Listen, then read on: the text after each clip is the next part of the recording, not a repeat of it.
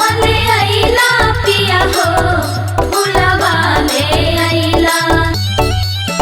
पन्ना वाले आइला पिया हो फूलवा हो ले आइला। काहे ना ले आइला पिया हो लाला की चुनरिया।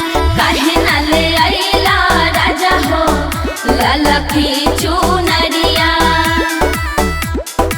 पन्ना वाले आइली धनी फूलावा होले आइली। पन्ना वाले आइली धनी फूलवा ले आइली। पन्ना वाले आइली धनी फूलावा होले आइली। ध्यान से उतर गइल धनी हो ललकी चुनरिया। ध्यान से उतर गइल धनी हो ललकी चुनरिया। प्रेम से बोला तारा चंडी मैया की जय।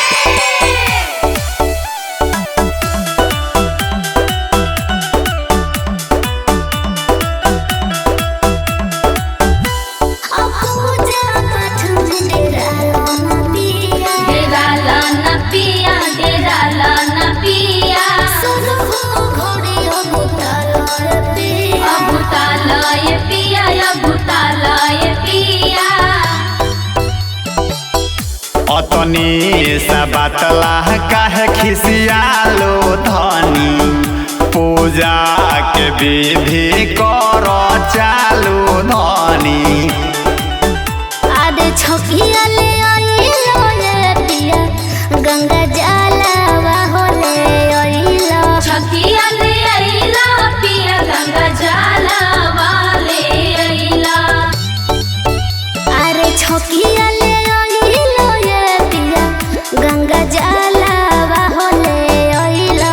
काहे ना ले आइलो पिया हो लाला की चुनरिया। काहे ना ले आइला राजा हो लाला की चुनरिया।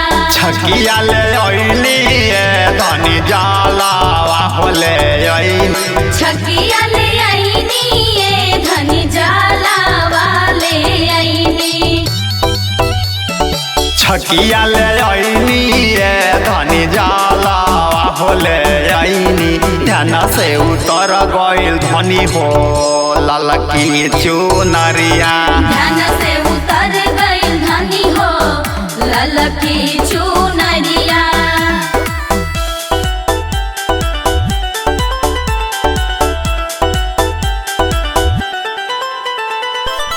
बोला बोला थावे वाली मैया की।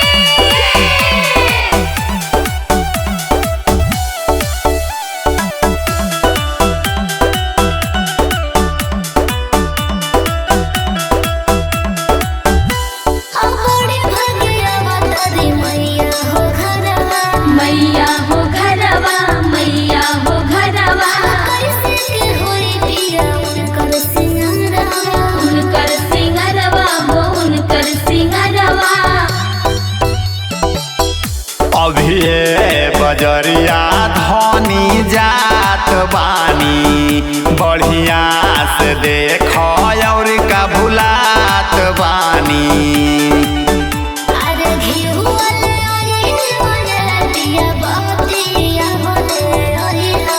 घिउवा ले आइला ये पिया बतिया ले आइला। अरे घिउवा ले आइलो ये पिया बतिया हो ले आइलो। काहे ना ले आइलो पिया हो लाला की चुनरिया। काहे ना ले आइला राजा हो लाला की चुनरिया। घिउ ले अइली धनी बतिया होले अइली। घिउवा ले आइनी ये धनी बतिया ले आइनी। घिउ ले अइली धनी बतिया होले अइली।